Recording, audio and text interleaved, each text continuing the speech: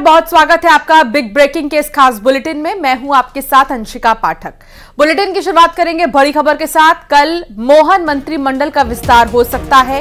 1 से 2 मंत्री शपथ ले सकते हैं। कांग्रेस से आए हुए रामनिवास रावत मंत्री बन सकते हैं। रामनिवास रावत विजयपुर सीट से विधायक भी है। लोकसभा चुनाव के दौरान रावत बीजेपी में शामिल हुए थे। छिंदवाड़ा से कमलेश शाह की शपथ को लेकर असमंजस की स्थिति है। उपचुनाव के नतीजे आने के बाद ही शपथ ले सकते हैं कमलेश शाह। तो ये 2 चेहरे मंत्रिमंडल में शामिल हो सकते हैं और कल विस्तार हो सकता है मोहन कैबिनेट का, जिसमें कि रामनिवास रावत का नाम लगभग तय माना जा रहा है। अभी फिलहाल आधिकारिक तौर पर जानकारी नहीं है। कहा यह जा रहा है कि हो सकता है कि कल मंत्रिमंडल का विस्तार हो जाए, जिसमें कि रामनिवास रावत मंत्री पद की शपथ ले सकते हैं और कमलेश शाह उपचुनाव के बाद ही मंत्रिमंडल में शामिल होंगे।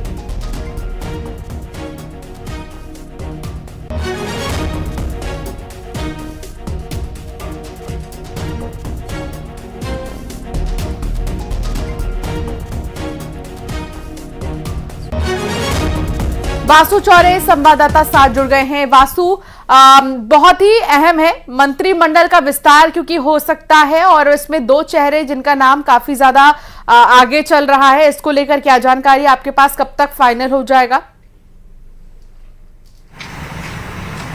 बिल्कुल, देखिए मध्य प्रदेश में मंत्रिमंडल के विस्तार को लेकर लगातार जो अटकलें हैं वो काफी लंबे समय से चल रही थी कि मंत्रिमंडल का विस्तार जल्द होगा। और ये माना जा रहा था कि लोकसभा के चुनाव संपन्न होने के बाद, रिजल्ट्स आने के बाद मध्य प्रदेश में मंत्रिमंडल का जो विस्तार है वो संभवतः हो सकता है। और अब ये सूत्रों के हवाले से जानकारी मिल रही है कि आने वाले 1-2 दिन में मंत्रिमंडल का विस्तार होना जो है वो तय हो गया है और इसमें 2-3 नए मंत्री जो है वो मंत्रिमंडल में शामिल किए जा सकते हैं। अभी कई सारे विभाग ऐसे हैं जो खुद मुख्यमंत्री के पास है। मुख्यमंत्री अपने पास के कुछ विभागों को दूसरे अन्य मंत्रियों को दे सकते हैं। कांग्रेस से बीजेपी में शामिल हुए रामनिवास रावत का नाम इसमें जोर शोर से आ रहा है। इसके अलावा कई और ऐसे नेता हैं, विधायक हैं जिनको मंत्रिमंडल में जगह दी जा सकती है, शामिल कराया जा सकता है। बहरहाल देखना होगा कि आला कमान की अंतिम मुहर के नामों पर लगती है बीजेपी, क्योंकि मंत्रिमंडल विस्तार के जरिए तमाम जातीय, क्षेत्रीय और सियासी समीकरणों को भी साधने की कोशिश करेगी। और आज से बीजेपी की जो 11 बजे से जो कार्य समिति की बैठक होने जा रही है उसमें भी मंत्रिमंडल के विस्तार को लेकर कुछ अहम निर्णय हो सकते हैं। और इस लिहाज से आज की ये जो पूरी बैठक है वो अब और भी ज्यादा खास हो गई है, अहम हो गई है। और जिस तरह से लोकसभा चुनाव के परिणाम बीजेपी के पक्ष में आए हैं, तो बीजेपी मध्य प्रदेश में पहले ही काफी मजबूत नजर आ रही है और अब मंत्रिमंडल विस्तार के जरिए पार्टी और भी ज्यादा प्रभावी रूप से प्रदेश की सियासी पकड़ को मजबूत करने की जो कोशिश है वो करती हुई नजर आएगी। बहरहाल देखना होगा कि कौन से नए चेहरे हैं जिन्हें मौका मिलता है और जो मौजूदा मंत्री हैं सरकार में, क्या उनके विभागों में कोई फेरबदल होता है, वहां पे कोई एक्शन देखने को मिलता है, ये भी बड़ी बात होगी। जी, लेकिन कमलेश शाह को लेकर अभी पिक्चर क्लियर नहीं है वासु। अगर वो चुनाव जीतते हैं तो ही क्या उन्हें मंत्रिमंडल में जगह दी जाएगी? देखिए, ये तो तय है कि अगर किसी को मंत्री बनाया जाता है तो उनको चुनाव लड़ना पड़ेगा और चुनाव लड़कर जीत कर भी आना होगा। चाहे रामनिवास रावत की बात हो, वो अभी इस्तीफा देंगे और उसके बाद वहां पर उपचुनाव की घोषणा होगी, फिर चुनाव होंगे और उसके बाद ही अगर वो मंत्री बन भी जाते हैं तो उनका कंटिन्यू रहना तभी तय हो पाएगा जब वो चुनाव जीतेंगे। और कमलेश शाह को लेकर भी यही स्थिति बनी हुई है। ये सूत्र बता रहे हैं कि इन दोनों ही नेताओं को बीजेपी ने प्रॉमिस किया था कि आपको मंत्रिमंडल में लिया जाएगा, इसलिए तमाम अटकलें चल रही हैं। और बीजेपी एक बड़ा दांव ये भी खेल सकती है, क्योंकि 10 तारीख को वोटिंग होनी है और अगर उसके पहले ये साफ हो जाता है कि कमलेश शाह को मंत्री बनाया जा रहा है तो फिर बीजेपी को वहां पर पॉलिटिकल माइलेज जो है वो कहीं ना कहीं मिल सकता है। और इसलिए अचानक इस तरीके की जो खबर है वो आई है और मंत्रिमंडल के विस्तार को लेकर अटकलें तेज हो गई हैं। जी, ठीक है। हालांकि दोनों ही नाम अभी कंफ्यूजन है कि कब तक जो है मंत्रिमंडल का विस्तार होगा, इसके लिए थोड़ा सा इंतजार और करना होगा। लेकिन अगर मंत्रिमंडल में इन्हें शामिल किया जाता है तो कौन सा मंत्रालय दिया जाएगा, फिर ये सवाल उठेगा वासु।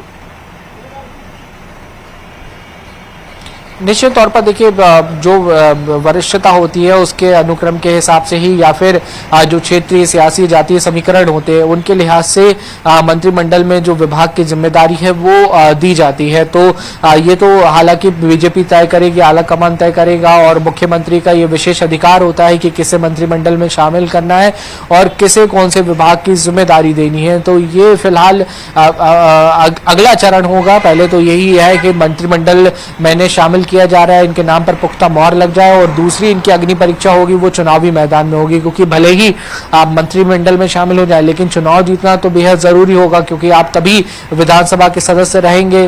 और हालांकि अभी रामनिवास रावत का इस्तीफा नहीं हुआ है, वो विधानसभा के सदस्य जरूर है, लेकिन कांग्रेस ने उनके खिलाफ शिकायत कर दी है कि इनका जो निर्वाचन है वो शून्य घोषित किया जाए, क्योंकि ये कांग्रेस के सिंबल पे चुनाव लड़े थे और अब बीजेपी में शामिल हो गए हैं। और कमोबेश अगर कमलेश शाह को देखा जाए तो वो अपना इस्तीफा दे चुके हैं और उनकी सीट पर उपचुनाव होने वाला है। 10 तारीख को वहां पर मतदान होने जा रहा है। तो उसके पहले ये तमाम सारी जो बीजेपी की ओर से एक तरीके से आप इसे कह सकते हैं कि एक बड़ा जो सियासी कदम है वो उठाया गया है, जिससे एक मैसेज कहीं ना कहीं क्षेत्र में दिया जा सके कि जो नेता हमारे साथ हमारी पार्टी में जुड़े हैं उन्हें पार्टी भविष्य में बड़ी जिम्मेदारी देने जा रही है। और अगर ऐसा होता है तो इसका पॉलिटिकल माइलेज दिखता हुआ भी बीजेपी को कहीं ना कहीं चुनावी मैदान में जो माइलेज है वो मिलता हुआ दिखाई दे सकता है। लेकिन अब देखना होगा कि क्या 1-2 दिन में कुछ मध्य प्रदेश के मंत्रिमंडल में बड़ा फेरबदल होता है, विस्तार होता है, क्या कुछ बीजेपी की रणनीति है ये कि कुछ ऐसे बीजेपी के ही नेता जो आस लगाए बैठे हैं कि उन्हें भी मंत्रिमंडल में जगह मिल सकती है,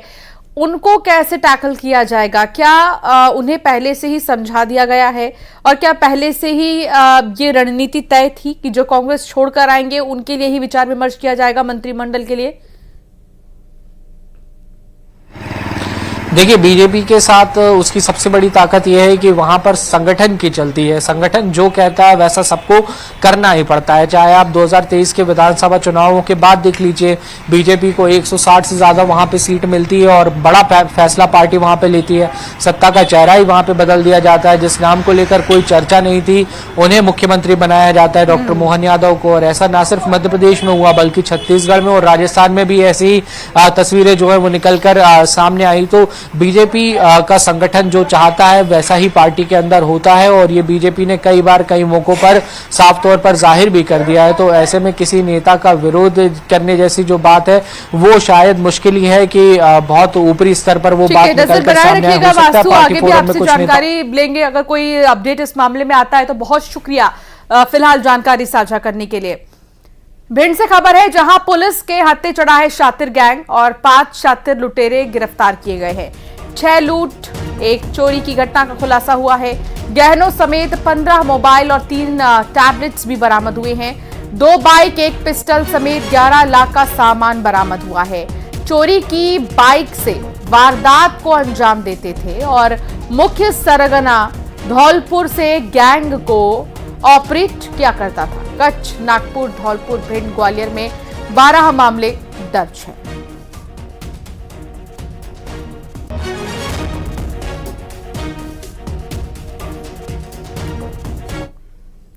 भिंड में हत्या के आरोपी के अवैध निर्माण पर बुलडोजर चलाया गया है। आरोपी ने 20 साल से खाली प्लॉट पर अवैध कब्जा किया था, जिसे पुलिस प्रशासन की मौजूदगी में गिरा दिया गया। गौरतलब है कि दूध पीने को लेकर शुरू हुए विवाद में चाचा और भतीजे पर आरोपियों ने हमला किया था और इस हमले में वाल्मीकि समाज के युवक की मौत हो गई थी, जिसके विरोध में समाज के लोगों ने आंदोलन किया था और आरोपी के घर पर बुलडोजर चलाने की मांग की।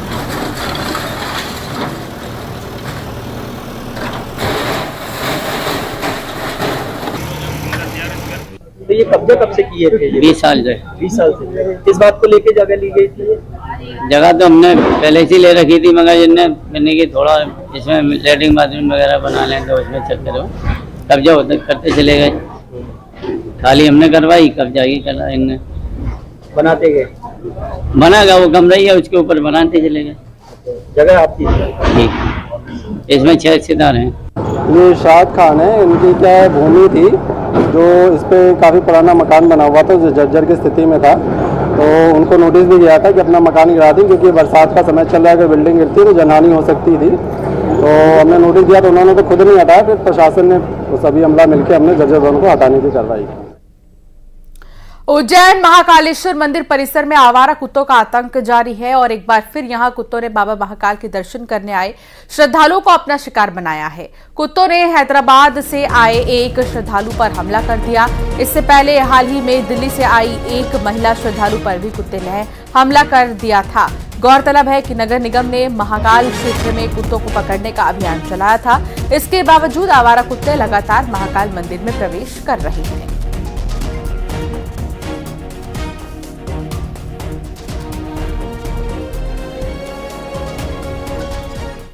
भस्म आरती के लिए आया था तो दर्शन में 2 कुत्ते ने झगड़ा कर रहे थे और एक कुत्ते ने मेरे को घसीट लिया, बस उतना ही। कहाँ पर काटा? कितने कुत्ते झगड़ रहे थे? 2 कुत्ते। बताइए कहाँ पर काटा? यहाँ पे थोड़ा ऊंचा बोलो। कितने कुत्ते लड़ रहे थे? 2 कुत्ते लड़ रहे थे। अच्छा अच्छा। तो मेरी ये विनती है कि थोड़ा कुत्ते का अंदर आना थोड़ा स्टॉप किया तो किसी और का नहीं होगा ऐसा इश्यू। तो मंदिर परिसर में आवारा कुत्तों का आतंक है। हैदराबाद से आए श्रद्धालु को कुत्ते ने काट दिया। अजय पटवा संवाददाता साथ जुड़ गए हैं। अजय, आखिर क्या बात है जो आवारा कुत्तों पर लगाम नहीं लगाया जा पा रहा?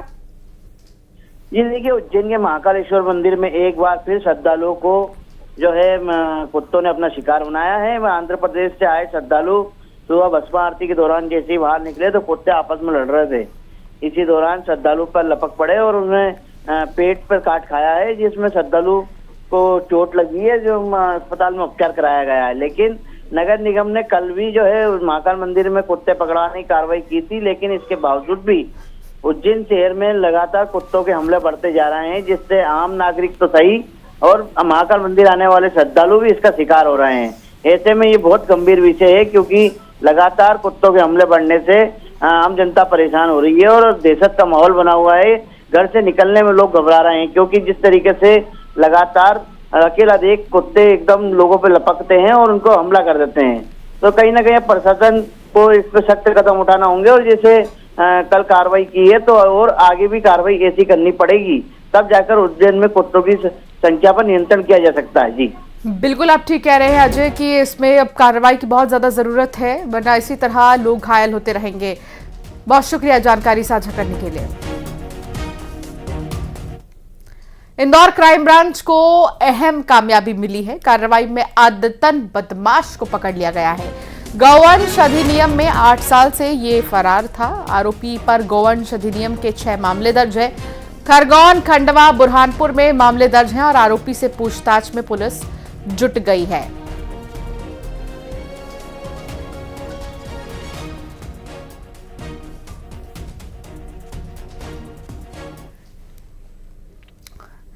मैहर में यौन शोषण की शिकायत पर लगातार कार्रवाई चल रही है, तो दूसरी तरफ यौन शोषण की शिकार एक गर्भवती ने जहर खाकर जान दे दी। मुकुंदपुर चौकी क्षेत्र का मामला बताया जा रहा है। युवती को उसके मामा के लड़ने से शादी का झांसा देकर उसका यौन शोषण किया और जब वो गर्भवती हो गई तो उसने युवती से शादी करने से ही इनकार कर दिया। पीड़िता ने मुकुंदपुर चौकी पहुंचकर आरोपी के खिलाफ शिकायत दर्ज कराने की कोशिश भी की, जिसके बाद युवती शिकायत दर्ज कराने थाने पहुंची।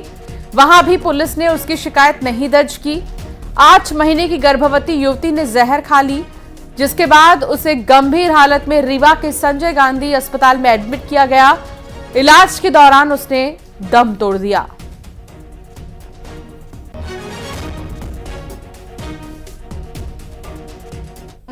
थाना में गई तब से रिपोर्ट नहीं लिखेगी? कौन थाने? के लिखावे हम कर रहे कि भागिया के लिखावे। तो ताला थाना गई थी? ताला थाना आदमी गए। लड़की और बाप गए। तुम्हारी कौन? मऊगंज में दूषित पानी पीने से 25 से ज्यादा लोग बीमार हो चुके हैं। मामला सीतापुर पंचायत के डूडा दुआरी गांव का है। इस गांव के लोग हैंडपंप का पानी पी रहे थे, जिससे कि गांव के 25 से ज्यादा लोग बीमार हो गए।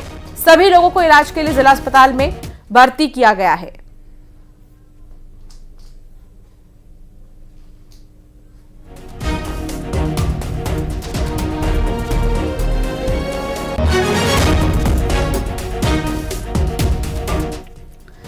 सीएम विष्णुदेव साय की बड़ी घोषणा आपको बताते हैं। स्थानीय भाषाओं में अब प्रारंभिक शिक्षा मिलेगी। 18 स्थानीय भाषाएं बोलियों में किताबें तैयार की जाएंगी। स्कूलों में हर साल ग्रीष्मकालीन शिविर लगेंगे। विशेष आवश्यकता वाले बच्चों के लिए आवासीय विद्यालय बनेगा।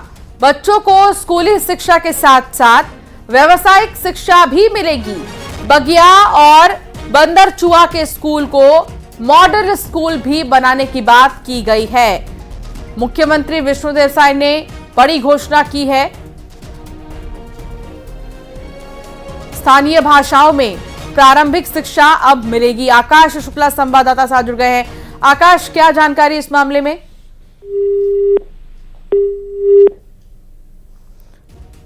तो आकाश से संपर्क नहीं हो पा रहा है, दोबारा साधने की कोशिश करेंगे, लेकिन ये बड़ी घोषणा मानी जा रही है। स्थानीय भाषाओं में अब प्रारंभिक शिक्षा मिलेगी। 18 स्थानीय भाषा बोलियों में किताबें तैयार की जाएंगी और हर साल ग्रीष्मकालीन शिविर भी लगेंगे।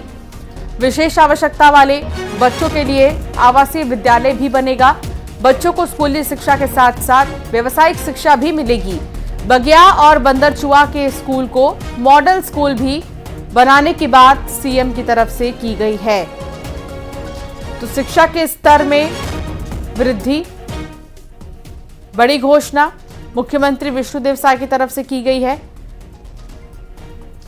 लोकल भाषाओं में अब प्रारंभिक शिक्षा मिलेगी, जिससे कि और भी बेहतर जो बच्चे हैं वो समझ पाएं। 18 स्थानीय भाषा में किताबें तैयार की जाएंगी और साथ ही एक आवासीय विद्यालय बनाया जाएगा बच्चों के लिए, जहां पर जाकर वो अपने ही भाषा में शिक्षा ग्रहण कर सकते हैं। तो इस घोषणा को काफी अहम माना जा सकता है। शिक्षा के क्षेत्र में खासतौर पर पढ़ेंगे नहीं तो आगे कैसे बढ़ेंगे, और ऐसे में अब पढ़ाई जो है बच्चों के लिए और भी ज्यादा आसान हो जाएगी। आकाश शुक्ला संवाददाता साथ जुड़ गए हैं। आकाश, जो घोषणा की गई है मुख्यमंत्री की तरफ से, इसको विस्तार से बताइए। किन बातों को शामिल किया गया है, क्या फायदा इससे बच्चों को होगा? देखिए, मुख्यमंत्री विष्णुदेव साय का फोकस है कि स्कूलों को बेहतर किया जाए, वहां की शिक्षा व्यवस्था को बेहतर किया जाए, और इसके साथ ही उन्होंने जो स्थानीय भाषा बोलियों को महत्व देने पर जोर दिया है। कारण यही है कि सरकारी स्कूलों में अब हर ग्रीष्मकालीन शिविर लगाए जाएंगे, जहां पे सामान्य विषयों के साथ स्थानीय भाषा बोलियों को भी शिक्षा दी जाएगी। विशेष आवश्यकता वाले बच्चों के लिए आवासीय विद्यालय भी बनाए जाएंगे। स्कूलों को स्कूली शिक्षा के साथ व्यवसाय पाठ्यक्रम भी इसमें शामिल किया जाएगा। सीएम ने ये भी निर्देश दिए हैं कि 18 स्थानीय भाषा और बोलियों के लिए पुस्तक तैयार किया जाए। इसके लिए शिक्षा विभाग जो है जुड़ गया है। मुख्यमंत्री का सीधा फोकस है स्कूली शिक्षा बेहतर हो, इसमें नई शिक्षा नीति का किस तरीके से समावेश किया जाए, बेहतर किया जाए, इस पर भी जोर दिया गया। और हाल ही में जो शिक्षा विभाग की बैठक हुई उसमें मुख्यमंत्री ने विशेष तौर पर इसको लेकर निर्देश दिए हैं। जी, बहुत शुक्रिया आकाश जानकारी साझा करने के लिए। तो वहीं झाबुआ जिले में 2 पिकअप की आमने सामने से ही भिड़ंत हो गई और एक मजदूर की मौत हो गई है, जबकि 4 लोग घायल बताए जा रहे हैं। इलाज के लिए जिन्हें रतलाम अस्पताल में भर्ती किया गया है।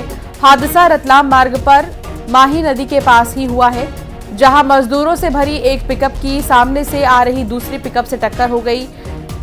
हादसे का शिकार सभी मजदूर रतलाम से मजदूरी कर झाबुआ लौट रहे थे।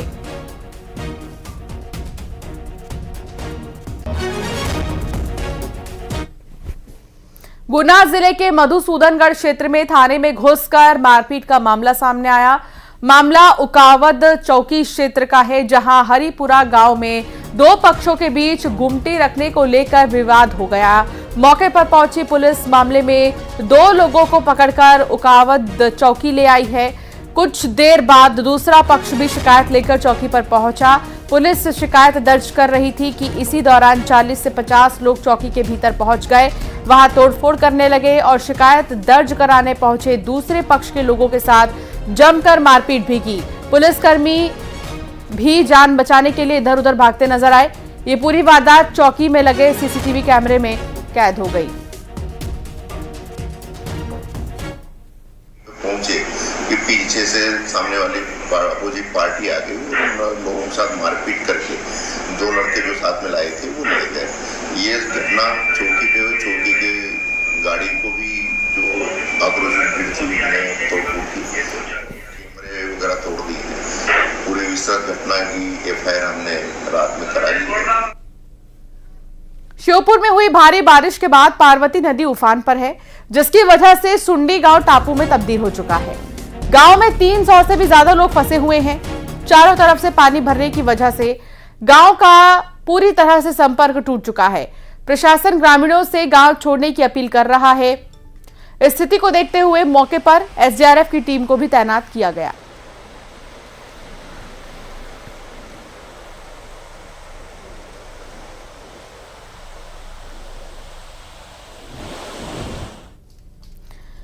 बाबा महाकाल की नगरी उज्जैन में आज भगवान जगन्नाथ की धूमधाम से यात्रा निकालने की तैयारी चल रही है।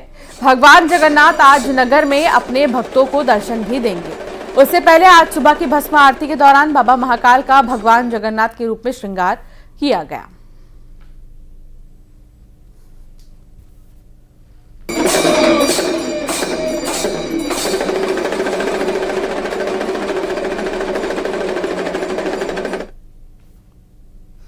मध्य प्रदेश के मुख्यमंत्री डॉक्टर मोहन यादव उज्जैन से विश्व प्रसिद्ध बाबा महाकालेश्वर के दरबार पहुंचे। मुख्यमंत्री ने मंदिर पहुंचकर बाबा महाकाल की विधि विधान से पूजा की। उन्होंने गर्भगृह में पहुंचकर महाकाल का अभिषेक कर आशीर्वाद दिया। इस मौके पर सीएम डॉक्टर मोहन यादव पारंपरिक परिधान में नजर आए।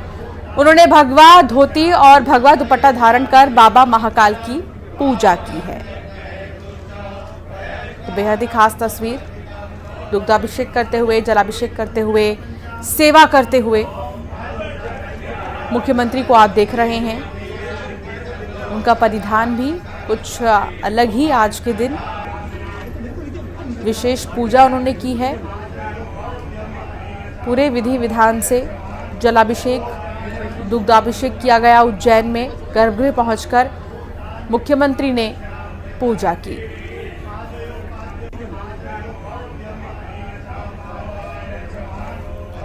केंद्रीय मंत्री को भी आप देख रहे हैं, भूपेंद्र यादव, जो मौजूद रहे इस दौरान। बाबा महाकाल की पूजा उन्होंने भी की। एक तरफ मुख्यमंत्री भी आप देख सकते हैं जिन्होंने दुग्धाभिषेक किया, जलाभिषेक किया और विधि विधान से मंत्रोच्चारण के साथ पूजा की।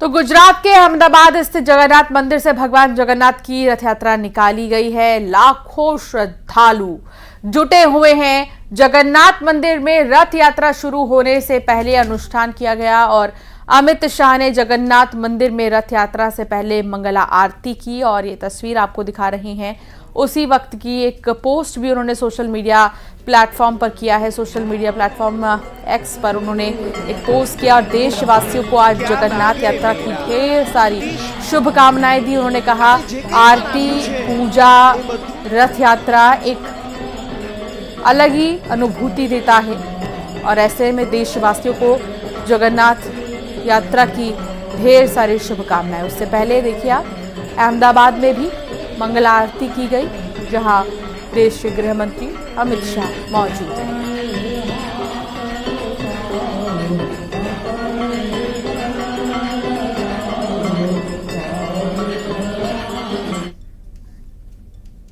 बुलेटिन में फिलहाल इतना ही। आगे भी खबरों का सिलसिला जारी रहेगा।